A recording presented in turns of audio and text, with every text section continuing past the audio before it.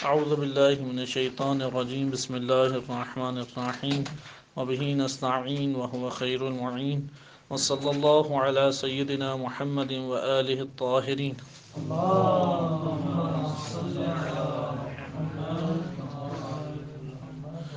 بدایت الحکمہ کے دروس میں آپ کی خدمت میں مناہج کا باب پیش کیا جا رہا تھا کہ ہم نے مدرسہ فکریہ کے عنوان سے بحث کو شروع کیا، نہ کہ مدارس فلسفیہ کے عنوان سے، کیونکہ مدارس فلسفیہ کے عنوان سے ہم بحث کرتے تو منہج تقلیدی کو بیان کرنے کا موقع نہ ملتا، اور نہ ہی منہج شہودی یعنی تصوف و عرفان کو بیان کرنے کا ہمیں موقع میسر آتا ہے، کیونکہ فلسفہ تین قسم کا ہمارے ہاں رائج ہے یا پہچانا جاتا ہے: فلسفہ مشاء، فلسفہ اشراق اور حکمت متعالیہ۔ لیکن جب ہم مدارس فکریہ کی طرف آئے کہ حقائق کو جاننے کے لیے، کیونکہ انسان حقائق کو نہ جانے اور حقیقت سے صحیح تعلق قائم نہ کرے تو جہاں پر وہ اشتباہ اور خطا کرتا ہے، یعنی خود انسان کے وجود میں جو کمال کی ایک جستجو اور تڑپ پائی جاتی ہے وہ بے بس اور ناکارہ رہ جاتی ہے، دوسری طرف وہ عملی طور پہ نقصان بھی اٹھاتا ہے کہ ابھی ہم انشاءاللہ تعالی جب حکمت مطالعہ شروع کریں گے تو وہاں پہ در حقیقت اس موضوع کو چھیڑیں گے کہ فلسفہ پڑھنے کے فوائد کیا ہیں، کیونکہ ابھی تو ہم کسی کے اوپر کوئی حکم نہیں لگا رہے، نہ منہج تقلیدی کو باطل قرار دے رہے ہیں اور نہ ہی منہج مشائی کو اور نہ کسی اور کو، ابھی تو صرف فقط بیان ہے۔ حکمت مطالعہ کے ذیل میں دیکھیں گے کہ اگر کوئی نقد بنتی ہوئی کسی ایک کے اوپر تو اشارتاً اسے ذکر کیا جائے گا اور کتاب میں انشاءاللہ تعالی ہم داخل ہو جائیں گے۔ مدارس فکریہ کے عنوان سے آپ کے سامنے دو مدرسے یا دو منہج گزر چکے ہیں۔ ایک ہے منہج تقلیدی یا اہل حدیثی، کہ یہ منہج ہر دور میں رہا بھی ہے اور آج کے دور میں بھی منہج حدیثی و تقلیدی موجود ہے، کہ جو ظواہر قرآن و ظواہر اہل بیت علیہ السلام اس کو لے کر عقائد اور حقائق کو جاننا چاہتے ہیں اور اسی کو صحیح منہج قرار دیتے ہیں، اور حوزات علمیہ میں ہمارے فقہا اور بزرگان کی ایک بڑی تعداد اسی منہج کے تابع ہے، اسی کو قبول کرتی ہے۔ دوسرا منہج ہمارے پاس منہج مشائی تھا، جس کے متعدد نام ہیں۔ اسے عقل محض بھی کہا گیا ہے، کیونکہ اس منہج کی خصوصیت، بنیادی خصوصیت یہ ہے کہ حقائق کو اگر کوئی شخص جاننا چاہتا ہے تو وہ عقل انسانی کی مدد سے جان سکتا ہے۔ یہاں پہ عقل انسانی سے کیا مراد ہے، انشاءاللہ تعالی آپ کے سامنے یہ بحث حکمت مطالعہ کے ذیل میں ممکن ہے کہ آ جائے، وإلا یہ منطق میں جزء ثالث کے ذیل میں آتی ہے، کہ جہاں پہ یقینیات اور بدیہیات کا ذکر ہے اور اس کے بعد بدیہیات کی اقسام ذکر کی جاتی ہیں، تو مشاہدات میں فرق، مشاہدات کے ذیل میں حواس ظاہریہ والباطنیہ اس کو پڑھا جاتا ہے، اور پھر آگے جب برہان کی بات آتی ہے تو اس اثناء میں یہ والے نکات سامنے آتے ہیں۔ بہرحال ہم منہج مشاء کو آج ختم کرتے ہیں اور اس کے آپ کے سامنے خصائص کو خلاصتاً دوبارہ ذکر کیا جاتا ہے، اور اس کے بعد انشاءاللہ تعالی ہم داخل ہوں گے منہج شہودی میں، تاکہ یعنی تصوف اور عرفان، تاکہ امتزاجی منہج کو پھر ہم آگے پڑھ سکیں، کیونکہ ہمارے پاس بنیادی تین صورتیں آ گئیں حقائق کو جاننے کی۔ یہی اب آپ کلامی کتابیں موجودہ دور کے بزرگان کی آپ پڑھیں تو اس میں ابتدا میں یہ ذکر کیا جاتا ہے کسی بھی شے کو اگر کوئی حاصل کرنا چاہتا ہے، یعنی حقیقت جاننا چاہتا ہے، تو اس کے پاس تین چار طریقے ہیں۔ مثلا ایک طریقہ حسی ہے، حواس خمسہ کے ذریعے، یہ سائنسی یا غربی مفکرین نے اختیار کی ہے، سائنسدان اس کے قائل ہیں جو چیز حواس کے دائرے میں آ جائے وہ اسے حقیقت قرار دیتے ہیں، جو حواس سے باہر ہے ان کے نزدیک وہ سب باطل ہے، غیر حقیقت ہے۔ لہذا سائنس کی حکومت جو گزشتہ چند صدیوں میں قائم ہوئی ہے، اس نے ہر اس شے کا انکار کیا ہے جو حس انسانی سے ماوراء ہے، جو حس انسانی کے دائرے کار سے باہر ہے، اس کا کیا کیا ہے، انکار کر دیا ہے۔ دوسرا ہمارے پاس طریقہ کار ہے عقلی طریقہ کار یہ ہے کہ عقل انسانی وہ کلیات کے باب سے حقائق کو جانے اور پھر اس کے مطابق قدم بڑھائے۔ تیسرا ہمارے پاس ایک طریقہ کار ہے شہودی طریقہ کار یہ ہے کہ انسان وجدانی اور شہودی طور پہ اشیاء سے ارتباط قائم کریں۔ اور چوتھا طریقہ کار ہمارے پاس نقلی طریقہ کار ہے، تقلیدی طریقہ کار ہے، کہ جو قرآن اور روایات اہل بیت علیہ السلام سے یا روایات نبوی صلی اللہ علیہ وآلہ وسلم سے ظاہر ہے بس اس کو اختیار کرے۔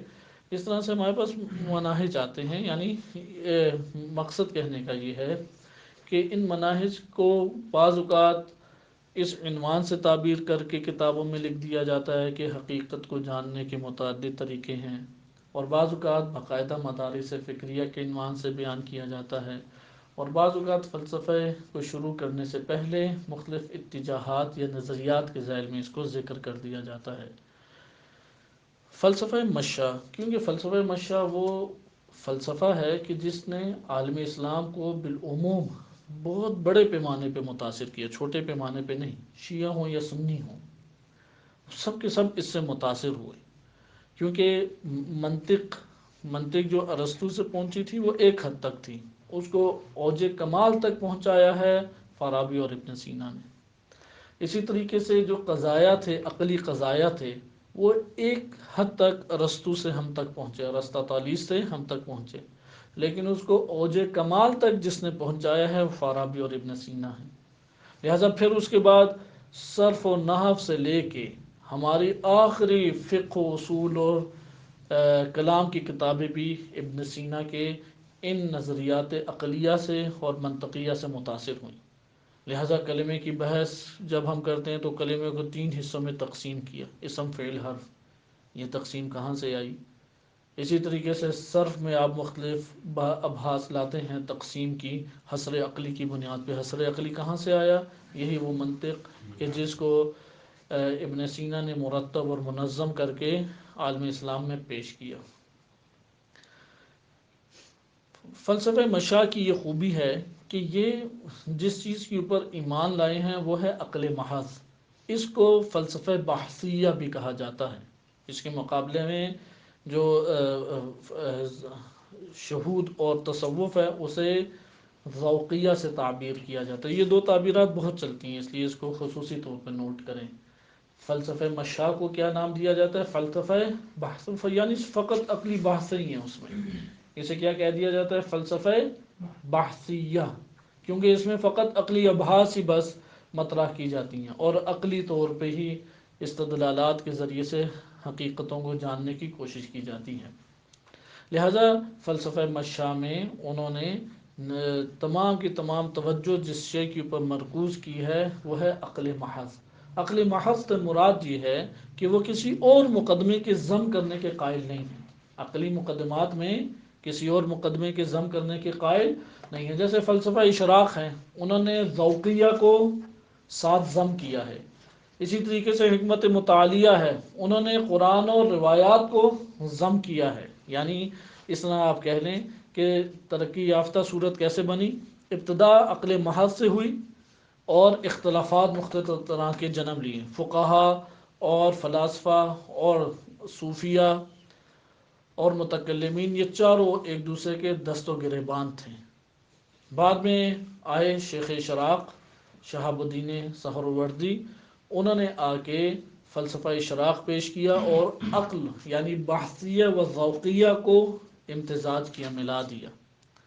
لیکن یہاں پہ محدثین اور متکلمین تنہا رہ گئے، لہذا حکمت مطالعہ آیا، انہوں نے تیسروں کو پکڑ کے بھی ملا دیا، اور اب وہ کہتے ہیں کہ اس جگہ پہ کوئی اختلاف نہیں ہے، آپ فقہا کی پڑھیں وہ بھی وہی ایک ہی بات کر رہے ہیں، متکلمین کو پڑھیں وہ بھی ایک ہی بات کر رہے ہیں، فلاسفہ کو پڑھیں وہ بھی ایک بات کر رہے ہیں، صوفیہ کو پڑھیں وہ بھی ایک ہی بات کر رہے ہیں، اگر فرق ہے تو اصطلاحات کا فرق ہے۔ یہ حکمت مطالعہ نے ایک نتیجہ آ کے پیش کیا۔ بہرحال اس لیے مشا کا مرحلہ ہمارے لیے اہمیت کا حامل ہے، 2 وجہ سے اہمیت کا حامل ہے۔ ایک تو فلسفے کی ابتدا عالم اسلام میں قوی طور پہ یہاں سے ہوئی، نمبر 2 تمام ہمارے علوم ایک بھی علم کو استثناء نہیں کر سکتے، حتیٰ کہ علم رجال الحدیث میں جو اقسام کی جاتی ہیں حدیث کی، وہ عقلی پیمانے پہ بیان کی گئی ہیں۔ ایک بات اور خبر کو محفوظ کرنے کے لیے جو طریقے ایجاد کیے گئے ہیں وہ کوئی قرآن اور سنت سے تو ہمارے پاس نہیں ہے، عقلی طور پہ محدثین نے ایجاد کیے ہیں۔ لہٰذا جہاں جہاں پہ بحثوں کو جتنا منظم کرتے چلے جائیں گے وہاں پہ آپ کو منطقی تقسیم کی رعایت کرنی پڑے گی، حتیٰ کہ یہاں پہ لائبریریوں کا قیام یا آج کے جو جدید علوم ہیں ان میں بھی لاجک کے عنوان سے مختصر ایک دورہ کرایا جاتا ہے، کمپیوٹر سائنسز ہے یا بیالوجی ہے، فزکس ہے، کیمسٹری ہے، کوئی بھی علم اس سے مبرہ نہیں ہے، اس سے باہر نہیں ہے۔ لہذا دوسری کیا ہے کہ ہمارے پاس یہ بات آئی کہ فلسفہ مشاء اس کی تاثیر تمام کے تمام علوم کے اوپر پڑی اور تمام کے تمام علوم متاثر ہوئے، اس لیے بھی اس کو پکڑنا ہمارے لیے ضروری قرار پایا، اور وزارت علمیہ میں ہر دور میں فلسفہ مشاء کو پڑھا اور پڑھایا گیا۔ فلسفہ مشاء میں عقل محض کے موضوع یا فلسفہ بحثیہ کو آپ نے ملاحظہ کیا کہ ابھی ہمارے پاس ابھی وقت نہیں ہے، انشاءاللہ تعالی اس کو کسی مرحلے میں دیکھیں گے کہ چند استدلال آپ کے سامنے پیش کیے جائیں بطور نمونہ کہ کیسے وہ عقل محض کو وجود دیتے ہیں اور سامنے لاتے ہیں۔ مثلا یعنی ایک مثال منطق کی زبانی آپ کی خدمت میں پیش کی جاتی ہے تاکہ آپ کو معلوم ہو کہ ان کے چلنے کا انداز کیسے ہے۔ ان کے نزدیک عقل سے مراد ہے کلیات کا ادراک، جزیات کا ادراک حسی چیز ہے اور کلیات کا ادراک کیا ہے؟ عقلی چیز ہے۔ لہذا ابن سینا، خصوصاً ابن سینا کی شخصیت جو ان سب میں سب سے زیادہ نامور اور سب سے زیادہ پر اثر شخصیت رہی ہے اور سب سے زیادہ محاذ جس شخصیت کے خلاف کھلے ہیں فلسفہ مشاء میں، وہ بھی ابن سینا ہی ہیں۔ انشاءاللہ آج ہم اس کی تھوڑی سی حالات زندگی کو ملاحظہ کریں گے، لیکن فلسفہ مشاء کے منہج کو ہم پہلے اس حد تک کامل کر لیں کہ حکمت مطالعہ میں جب وارد ہوں تو ہمیں حکمت مطالعہ سمجھ آئے کہ کیا ہے وہ۔ فلسفہ مشاء انہوں نے سب سے پہلے عقل کو ڈیفائن کیا، عقل کو آشکار کیا کہ ہماری عقل سے کیا مراد ہے۔ عقل سے انہوں نے مراد یہ لی کیونکہ انسان کے وجود کا حصہ ہے۔ اب اس لیے ابن سینا کے فلسفے یا فلسفہ مشاء کی عقل محض کے ساتھ ساتھ دوسری خصوصیت یہ ہے کہ انہوں نے علم النفس کے اوپر بہترین ابحاث کو مطرح کیا، بہترین ابحاث کو ابھارا۔ اس سے قبل اتنی بہترین اور منظم طریقے سے علم نفس کی بحث نہیں تھی، حتیٰ کہ آج کے دور میں بھی علم النفس، نفس فلسفی کے عنوان سے یا علم النفس کے عنوان سے اگر کسی نے جامع طور پہ مطالعہ کرنا ہے تو اس کے لیے مصدر اور منبع ابن سینا کی کتاب علم النفس قرار پاتی ہیں، کیونکہ ابن سینا آئے اور انہوں نے انسانی نفس کو مطرح کیا اور سامنے رکھا۔ مثال کے طور پہ حواس خمسہ کی تفصیلات بیان کی ابن سینا نے، کس طرح سے حس کام کرتی ہے، کس طرح سے حس ہم تک تصور کو منتقل کرتی ہے۔ اسی طرح نفس انسانی کے اندر حواس باطنیہ کی طرف اشارہ کیا اور کہا کہ حواس دو حصوں میں تقسیم ہوتے ہیں، ظاہریہ ہیں اور باطنیہ ہیں۔ پھر باطنیہ کے اندر بھی بیان کیا حصہ مشترک ہے، قوت خیال ہے، قوت حافظہ ہے، قوت وہمیہ ہے، قوت متخیلہ ہے۔ اس طرح قوہ کو بیان کیا اور عقل کو ان کے مقابلے میں قرار دیا۔ تمام حواس کے مقابلے میں کس کو قرار دیا؟ عقل کو۔ یعنی اگر انسان کے نفس کو اندر سے دیکھیں تو انسان کے نفس میں جہاں شہوات کا ایک سمندر پایا جاتا ہے وہاں پر انسان کے وجود کے اندر عقل بھی ایک نور رکھتا ہے، اسی جگہ پہ حواس باطنیہ بھی ہیں۔ حواس باطنیہ کا گہرا تعلق حواس ظاہریہ سے ہے اور ان دو سے مشترک انسان کے اس پہلو یا جانب کی طرف اشارہ کلمہ ذہن کے ذریعے سے ہوتا ہے۔ کلمہ ذہن یعنی آپ یہ کہہ سکتے ہیں اپنی تعبیر کے مطابق، کیونکہ نفس مجرد چیز ہے، لہذا جب نفس کا آغاز ابن سینا کرتے ہیں تو سب سے پہلے اس کے تجرد کو بیان کرتے ہیں، تجرد کو بیان کرتے ہیں، پھر آگے ابحاث جاری ہوتی ہیں، حتیٰ کہ حکمت مطالعہ نے ابتدائی ابحاث علم نفس کی جہاں سے استفادہ کیا وہ فلسفہ مشاء ہے۔ لہذا فلسفہ مشاء کے بعض پہلو ایسے ہیں کہ آج کے دور میں بھی ایک علمی طور پہ جو حقائق کو جاننا چاہتا ہے وہ بے نیاز نہیں ہے بعض پہلوؤں سے۔ مثلا عقل محض کے عنوان سے عقلی استدلال اور براہین پیش کرنے ہیں تو رجوع ہمیں لامحالہ کرنا پڑے گا فلسفہ مشاء کی طرف۔ اسی طرح اگر علم نفس کی ہم نے ابحاث کو دقت سے سمجھنا ہے اور اس کے ابتدائی مراحل ہم نے طے کرنے ہیں، ہمیں رجوع کرنا پڑے گا فلسفہ مشاء کی طرف۔ لہذا اب جب فلسفہ مشاء آئے انہوں نے اس کے اوپر قلم اٹھایا، بحث کی حواس کے اوپر، اور عقل کو ان کے مقابلے میں قرار دیا، اور پھر کیا نظریہ اختیار کیا؟ نظریہ اختیار کیا عقل تجریدی کا۔ ملا صدرہ رحمۃ اللہ علیہ آئے، انہوں نے ان کے مقابلے میں، یعنی کلی کی انشاءاللہ آپ جب مباحث پڑھیں گے تو وہاں پہ آپ کے سامنے آئے گا کہ عقل تجرید کرتی ہے، صحیح ہے؟ عقل ایک طاقت ہے جو کہ حقائق کو جانتی ہے، لیکن کلیات کی زبانی حقائق کو جانتی ہے، لیکن جب ہمارے پاس تصورات وجود میں منتقل ہوتے ہیں تو وہ وجود میں کیسے منتقل ہوتے ہیں؟ جزیات کی صورت میں، لیکن یہ مفاہیم جزیات قوت کے اعتبار سے مفاہیم کلیہ ہوتے ہیں۔ پھر آگے بحث بڑھتی ہے، مفاہیم اولیہ و ثانویہ، منطقیہ، فلسفیہ، اور اس میں تقسیم ہوتے ہیں، انشاءاللہ اس کو ہم ملاحظہ کریں گے۔ اب عقل کیسے اس عمل کو انجام دیتی ہے؟ وہ یہ بیان کرتے ہیں کہ عقل تجرید کرتی ہے، کیونکہ جب بھی ہمارے پاس کوئی مفہوم یا تصور منتقل نفس میں ہوتا ہے تو چند ملابسات کے ہمراہ ہوتا ہے، یعنی چند چیزیں وہ چند امور میں آپس میں مقید ہوتا ہے، ان مقید چیزوں سے اس کو تجدید عقل آ کے کرتی ہے۔ مثلا زمان ہے، مکان ہے، شخصی اور ذاتی مشخصات ہیں، مثلا کسی کا بیٹا ہے، کسی مکان میں رہتا ہے، کسی علاقے سے تعلق ہے، کسی نسبت سے تعلق ہے، عقل آ کے اس کو ان ساری چیزوں سے تجرید کرتی چلی جائے گی، تجرید کرے گی۔ اب مفہوم اس قابل ہے کہ ایک سے زائد چیزوں کے اوپر منطبق ہو سکے۔ اب جب وہ منطبق ہو سکتا ہے تو اسے مفہوم کلی کے عنوان سے لیا، لیکن ملا صدرہ رحمۃ اللہ علیہ نے اس کو کلیات کو ایک الگ صورت میں دیکھا اور انہوں نے اس کو تطور اور ترقی کا نام دیا، کہ اصل میں جس طرح سے خارج میں ایک تصور ہے، خارج میں وہ رہے گی شے، لیکن اس کی ایک صورت ہمارے پاس حاصل ہو گئی۔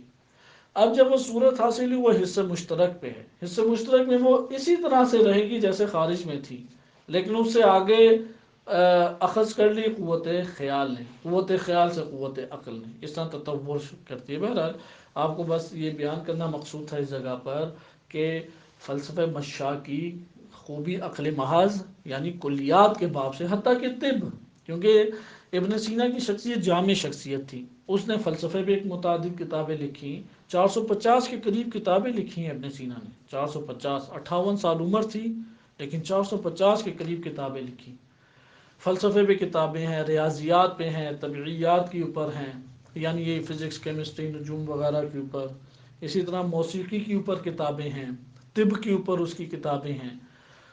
اب جب ان سب کا جب جائزہ اس نے لینا ہے تو انہی عقل محض کے یہ والا منہج کہیں پہ بھی نہیں ٹوٹے گا، یہ منہج ہر جگہ پہ جاری رہے گا اس کا۔ لہذا جب طب کی طرف آئے، آج کی طب کیسے چلتی ہے؟ آج کی طب کلیات سے جزیات کی طرف آتی ہے، صحیح ہے؟ کلیات سے، مثلا یہ کائنات ہے، کائنات میں ایک خطہ ہے، خطے کے اندر ایک اور چھوٹا سا علاقہ ہے، اس علاقے کی مٹی کے یہ خواص ہیں، اس کے درختوں کے یہ خواص ہیں، اس کے طبیعت اس طرح پائی جاتی ہے۔ دیکھیں کلیات سے نیچے نیچے جزیات تر جزیات کی طرف آ رہی ہے، لیکن ابن سینا کیا تھا ان کا منہج تھا جزیات سے کلیات کی طرف جانا۔ لہذا جو اس دور میں انہوں نے جتنی طب ایجاد کی ہے وہ طب جزیات سے کلیات کی طرف سفر کراتی ہے، اور یہ بذات خود جامع تر ہے کہ اس روش کو مسلمانوں نے ترک کیا اور غرب نے استفادہ کرتے ہوئے نئے منہج کو اختیار کیا، لیکن ان کا منہج مستقبل میں جا کے خطرناک ہمارے لیے ثابت ہوا۔ لیکن اگر یہی کلیات کے باب سے جزیات کی طرف ہم جاتے، یعنی کلیات کے ذریعے سے افراد کلیات کے اوپر حکم لگاتے، یہ منہج ایک عقلی منہج ہے۔ لہذا ابن سینا نے مختلف علوم میں یہ منہج اس کا رائج رہا ہے۔ اس منہج کو کیا ہم نے نام دیا؟ عقل محض، جیسے کہ کتابوں میں اسی طریقے سے وارد ہوا ہے، اور فلسفہ بحثیہ کا۔ دوسری خصوصیت اس فلسفے کی یہ ہے کہ اس نے انسان کے حقیقت کو چھیڑا، نفس انسانی کو بیان کیا، اس لیے علم النفس کے اعتبار سے حقائق کو اس نے بیان کیا اور یہاں پہ مختلف ابحاث کو مطرح کیا۔ اس کی تیسری خصوصیت یہ ہے کہ کائنات کے امور کے اوپر کلام کیا اور انسان کا اس کائنات سے ربط اور تعلق کیا ہے، اس کو فلسفیانہ نگاہ سے دیکھا۔ یہ چند خصوصیات ہیں کہ جو اس فلسفے کی ہمارے سامنے آتی ہیں۔ بس عقل محض میں ہمارے پاس آ جائے گی، براہین ہیں یا امور عامہ کے نام سے آج کل جو چیزیں رائج ہیں وہ اسی عقل محض کا نتیجہ ہیں۔ یعنی اس کے اثرات کیسے ہمارے پاس پڑے؟ آپ اشاعرہ کی کتابیں اٹھائیں 5ویں صدی ہجری کے بعد، جیسے فخر رازی کی کتب ہیں یا آمدی کی کتاب ہیں، اور اسی طریقے سے بقیہ متکلمین اشاعرہ ہیں، سب نے ابتدائے کلام میں ہی، خصوصاً جو قدماء ہیں، مثلا بعد میں تفتازانی آئے ہیں یا ایجی آئے ہیں، سب نے یہ منہج اختیار کیا قبل اس کے کہ الہیات سے یعنی توحید، نبوت اور قیامت سے بحث کریں۔ اس سے قبل انہوں نے امور عامہ سے بحث کی۔ ابھی آپ عقائد پڑھیں حوزہ علمیہ میں، تجرید کو پڑھیں یا کشف المراد کو پڑھیں کہ جو شرح ہے علامہ ہلی رحمۃ اللہ علیہ کی، اس کے ابتدا میں کیا حصہ ہے؟ امور عامہ۔ امور عامہ میں کیا بیان کیا گیا؟ عقل محض، فقط و فقط عقل محض، یعنی بیان کیا گیا ہے کہ کس طرح سے براہین اور جواہر ہیں، اعراض ہیں اور ان کی تفصیلات ہیں۔ جب وہ ثابت ہو جاتا ہے اب ہم توحید کا باب شروع کر سکتے ہیں۔ لہذا ہم اگر امور عامہ کو نہیں جانتے تو ہم الہیات کو نہیں پڑھ سکتے۔ آپ ابھی خود کوشش کریں کہ ہمارے جو علماء نے توحید کے باب میں لکھا ہے اسے سمجھنے کی کوشش کریں، کچھ سمجھ نہیں آئے گا۔ واجب الوجود، ممکن الوجود، ممتنع الوجود، اس عنوان سے شروع کیا اور اب اس کے اوپر استدلال ہے۔ اب استدلال کی دنیا میں بھی آئیں کیونکہ یہ عقل محض تھا۔ ملا صدر اب ایک سب سے قوی ترین، کیونکہ وجود باری تعالیٰ کے اوپر متعدد دلیلیں پیش کی گئیں، یعنی دیکھیں کتنا متاثر ہوتے ہیں یہ امور عامہ۔ امور عامہ میں عقل محض کی صورت میں آپ نے مبانی عقلیہ کو ٹھوس بنیادوں کے اوپر ثابت کیا۔ اب جو ثابت کیا ہے اس کے آئینے میں حقائق کو جاننا ہے، اور اس کائنات میں سب سے بڑی حقیقت اور حق وہ ذات باری تعالیٰ ہے، اور انسان ایک حد تک جان سکتا ہے، انہیں معرفت ناممکن ہے، اس کا اعتراف مشاہ بھی کرتے ہیں۔ اب اگر امور عامہ کسی کے پاس مضبوط نہیں ہیں، وہ عقلی پیمانے پہ کبھی بھی توحید کے باب کو نہیں سمجھ سکتا۔ یعنی اگر ہم فقط جامعۃ المصطفیٰ کے امتحان دے کے پاس ہوں، ہم توحید کے باب کو نہیں سمجھ سکتے۔ ضروری ہے کہ ہم حرف بہ حرف اطمینان کے ساتھ، سکون کے ساتھ تفکر کرتے ہوئے پڑھیں، تب جا کے استدلال کی قوت قوی ہوگی، تو تب ہمارے پاس یہاں پہ حقیقت آشکار ہوگی۔ وَإِلَّا ہم اسی طرح سے تھوڑا رٹا لگا لیں گے، العالم حادث وکل حادث، العالم متغیر وکل متغیر حادث، العالم حادث، بس اسی طرح سے رٹا لگا کے آگے چلے جائیں گے۔ اب یہ استدلال پیچھے کہاں پہ نتیجہ دیتا ہے، اس کے کیا رخ ہمارے پاس پائے جاتے ہیں، اس کے اندر مواد کیا ہے، ترتیب کیا ہے، یہ فلسفہ بحثیہ ہمیں آ کے بتاتا ہے، یعنی منطق اور فلسفہ مشائی، کیونکہ منطق مقدمہ ہے فلسفہ مشاء کے لیے۔ فلسفہ مشاء نے یہاں پہ استدلال پھر پیش کی الہیات کے باب میں، یعنی اس کے نتائج آپ توجہ سے، ہم نے ابھی منہج میں 2-3 موٹی موٹی چیزیں دیکھیں، عقل محض ہے یعنی فلسفہ بحثیہ ہے، دوسری اس میں خصوصیت ہے انسان کی حقیقت کو بیان کیا، تیسری خصوصیت ہے کون والفساد، یعنی اس کائنات کے اوپر اس نے گفتگو کی اور انسان کا تعلق کائنات میں کیا ہے، اس کے اوپر تبصرہ کی، اس کے اوپر بحث کی۔ اس لیے فارابی کی بھی کتاب ہے، ارسطو کی بھی کتاب ہے کون والفساد کے عنوان سے، یعنی کائنات کی امور کے اوپر گفتگو کے اعتبار سے۔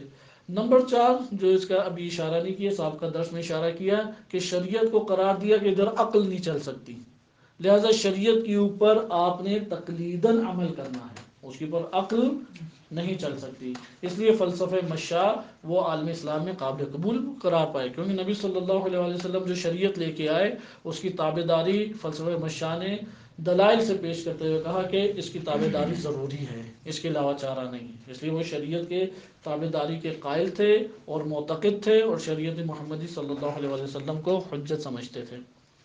اب جب ہم نے یہ مبانی پڑھ لیے تو اس کی تاثیر دیکھیں کہ کہاں پہ آشکار ہوتی ہے۔ اس کی تاثیر سب سے پہلے عقائد میں آشکار ہوئی، لہذا عقائد ہر دور میں مسلمانوں کے لیے انتہائی حامل کی چیز رہی ہے۔ خصوصاً یہ جو ہمارے درمیان 2 مکتب فکر ہیں شیعہ اور سنی کے عنوان سے، عقائد بہت اہمیت کی حامل چیز ہے۔ ایک چھوٹا بچہ ہمارے معاشرے میں ہوتا ہے، اسے عقائد زبانی یاد کرائے جاتے ہیں، عقائد کے اوپر کافی زیادہ جھگڑے موجود ہیں، حساسیت پائی جاتی ہے، اور آج کے دور میں تو غرب کے ساتھ ایک شدید ٹکراؤ پیدا ہو گیا عالم اسلام کا، لہذا عقائد کے اوپر اس کی تاثیر آشکار ہے، اس قدر آشکار ہے کہ ابن سینا سے لے کے آج کے دور تک تقریباً جتنی عقائدی کتابیں لکھی گئی ہیں ان کا سمجھنا موقوف ہے کہ فلسفہ مشاء کو اچھے طریقے سے سمجھیں۔ اگر مثلا باب ہادی اشر ہے اس کا مقدمہ اٹھائیں، اسی طریقے سے تجدید الاعتقاد یا کشف المراد ہے اس کو مقدمہ اٹھائیں، ہاں امامت کا باب اگر نکال کے الگ سے مطالعہ کریں کوئی مشکل نہیں ہے، لیکن اگر آپ نے خصوصاً توحید اور معاد اس کو ملاحظہ کرنا ہے امور عامہ کو دقت سے ہمیں جاننا پڑے گا۔ مثال کے طور پہ کیسے؟ وجود باری تعالی، کیونکہ پہلے وجود ثابت کریں گے، پھر اس کی ذات کو ثابت کرنے کے بعد وحدانیت کو ثابت کریں گے، وحدانیت کو ثابت کرنے کے بعد صفات باری تعالی کو ثابت کریں گے۔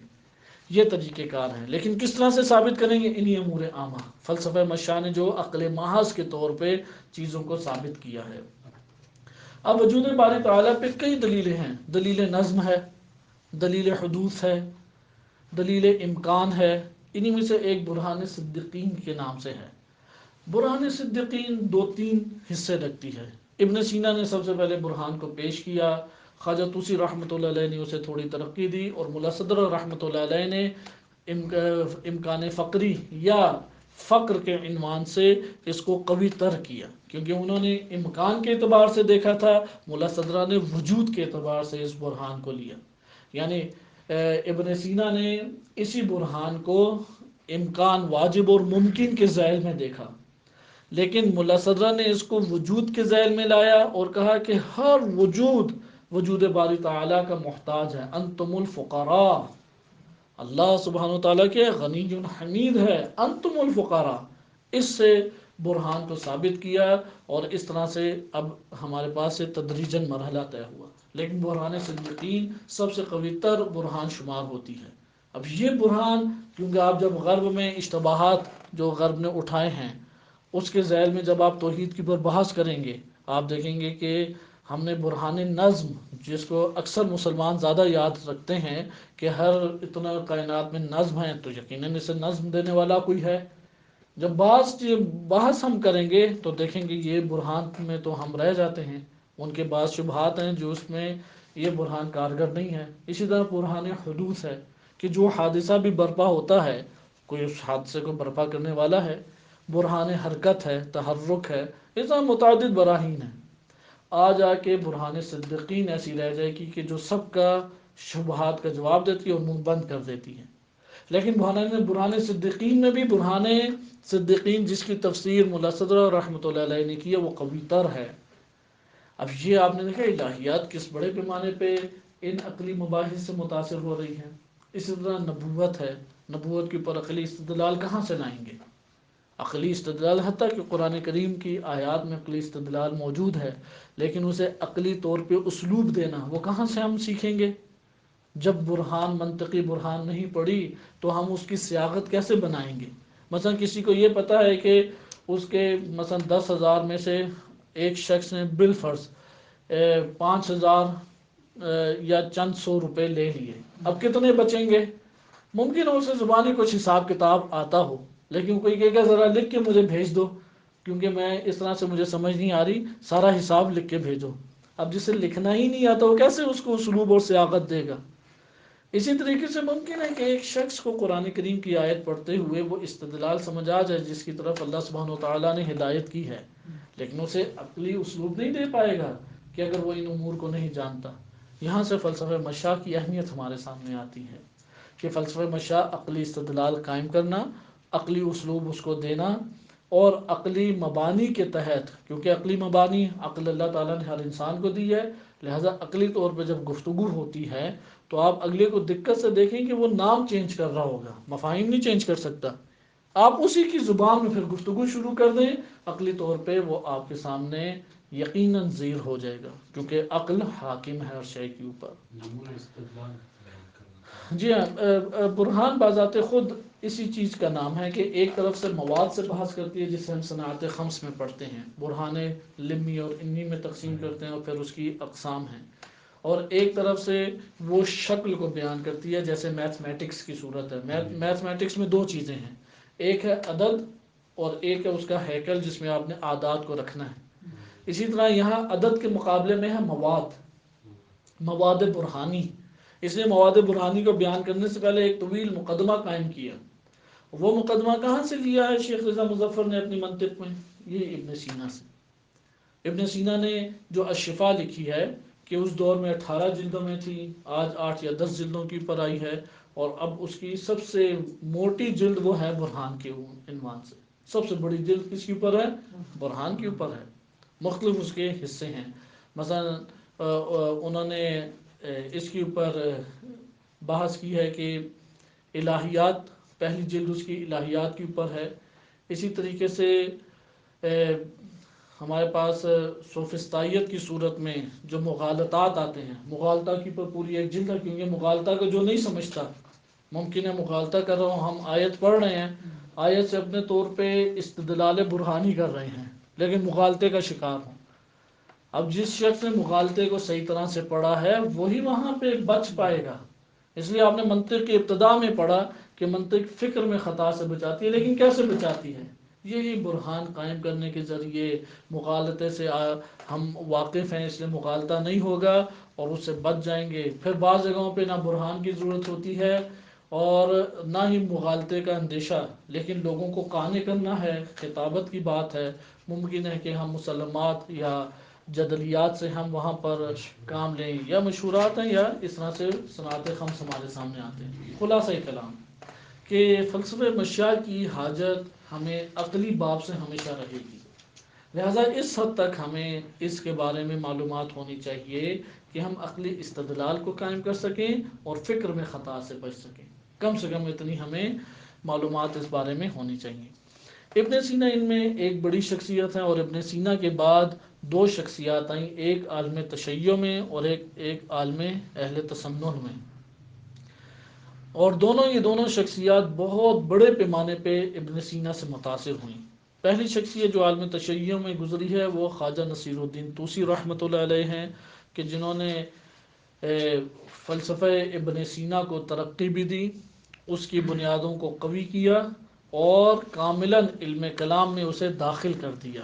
لہٰذا انہوں نے متعدد کتابیں علم کلام پہ لکھی، اور وہی علم کلام، کیونکہ خواجہ طوسی رحمۃ اللہ علیہ اپنے دور میں مدافع دین تھے، یعنی دین کا انہوں نے دفاع کیا، دین تشیع کی خوب نشر و اشاعت کی. جتنے بھی مخالفین تھے ان مخالفین کے سامنے ایک شیشہ پلائی ہوئی دیوار بن گئے اور تمام شبہات کے جواب دیے. لہذا خواجہ نصیر الدین طوسی، ان کا بہت بڑا اثر عالم تشیع کے اوپر پڑا، اور ہمارے مدارس کی زینت ان کی کتابیں مستقبل میں بن گئی. خود خواجہ نصیر الدین طوسی متعدد علوم میں مہارت رکھتے تھے، لیکن مشائی تھے، مشاء کے منہج کے اوپر تھے، اور ابن سینا کی کتب کی انہوں نے شرح کی، جیسے شرح الاشارات و تنبیہات ان کی معروف شرح ہیں، یا تجرید الاعتقاد کے عقائد کی ہماری سب سے بھاری اور بڑی کتاب شمار ہوتی ہے.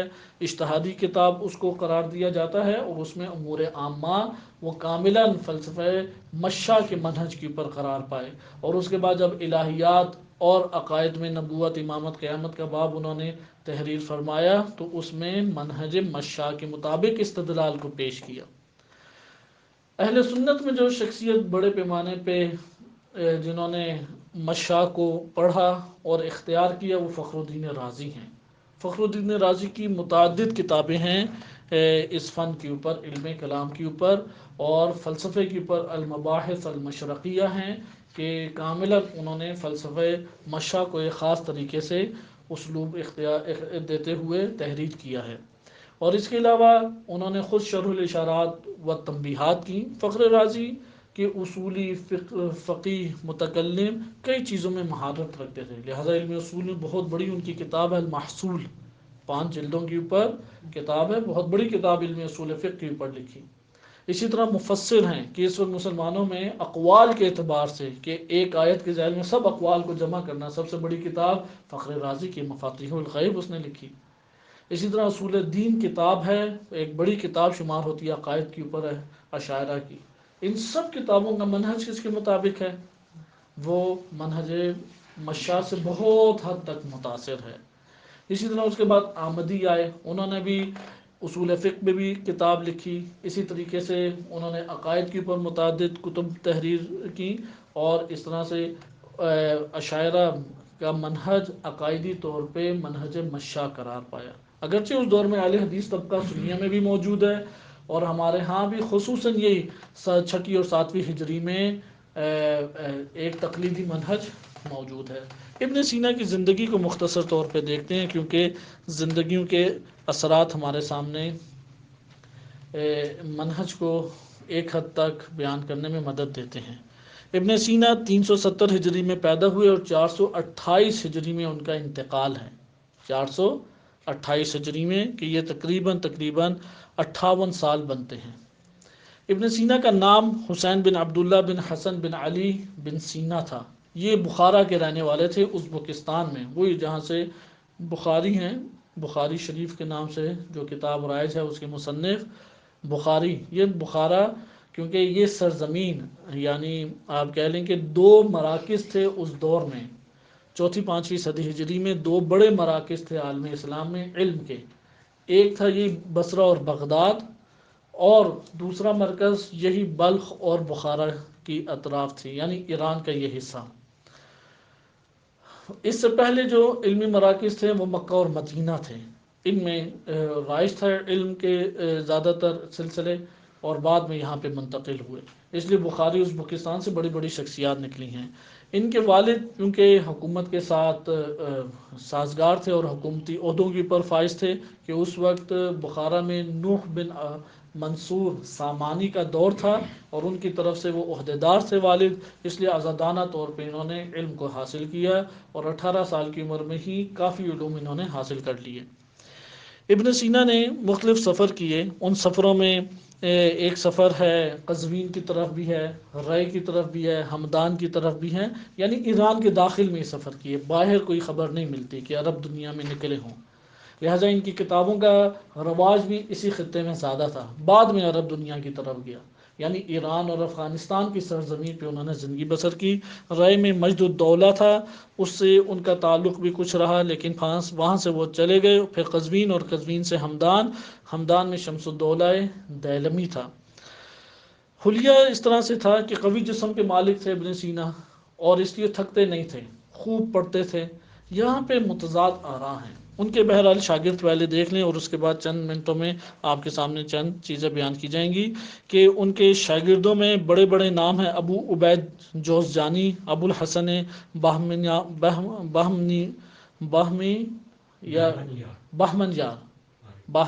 یار، ابو الحسن بہمن یار، ابو منصور طاہر اصفہانی، اور ابو عبداللہ محمد بن احمد معصومی۔ دو نام زیادہ ہیں، جوزجانی اور بہمن یار، یہ دو بڑے نام ہیں۔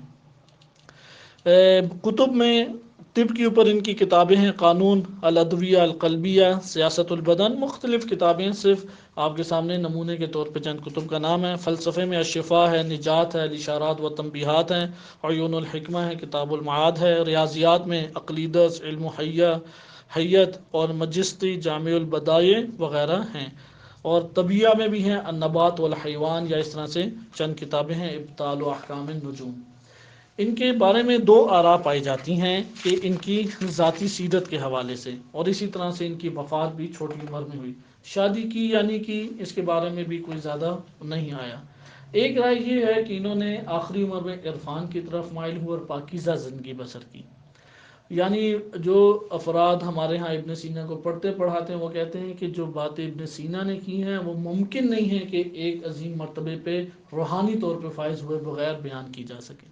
لیکن ایک بات ہے جو ان کے شاگردوں سے ابو عبید جوزجانی کی طرف سے بعض ہمارے آئی ہیں، وہ یہ ہیں کہ ابن سینا خوب پیٹ بھر کے کھایا کرتے تھے، شراب سے استفادہ کیا کرتے تھے، اور عورتوں کے بہت زیادہ شوقین تھے، یعنی خواتین کے ساتھ ان کا ارتباط کثیر تھا۔ یہ والی چیزیں آپس میں ٹکراتی ہیں دونوں، بس یہ بہرحال تاریخ میں یہ دو چیزیں وارد ہوئی ہیں۔ جو ابن سینا کے حمایتی ہیں وہ اس کا انکار کرتے اور کہتے ہیں کہ کتابوں میں دشمنوں نے ڈالی ہیں، اور ان کے بارے میں یہ پروپیگنڈے کر دیے گئے ہیں، کیونکہ جو بندہ شہوت ران ہو اس کی عقل کبھی نہیں ہو سکتی کبھی بھی، حتیٰ کہ سائنسدانوں میں بھی جو ملحد بھی گزرے ہیں وہ مادی طور پہ شہوت ران نہیں گزرے۔ لہٰذا یہ باتیں آپس میں، بہرحال ابو عبید جزجانی نے کہا ہے کہ خواتین سے گہرا اس کا تعلق تھا، اور زیادہ روی کی وجہ سے، زیادہ روی، شراب اور خواتین سے میل ملاپ کی زیادہ روی کی وجہ سے قولنج کا انہیں مرض لگ گیا، لیکن وہ نہ غذاؤں میں پرہیز کرتے اور نہ اس خواتین سے ملاپ کی زیادہ روی کو ترک کرتے، اس لیے 58 سال کی عمر میں وفات پا گئے اور ہمدان میں آخری عمر میں تشریف لائے گئے، اور وہاں پہ ان کا آج بھی مقبرہ ہے۔ لیکن دوسری طرف کہ امام خمینی رحمۃ اللہ علیہ یا دیگر جو علماء ہیں وہ ان کی مدح و ستائش کرتے ہیں اور ان باتوں کا انکار کرتے ہیں، کہتے ہیں عقل اور شہوت کبھی بھی جم نہیں ہو سکتی۔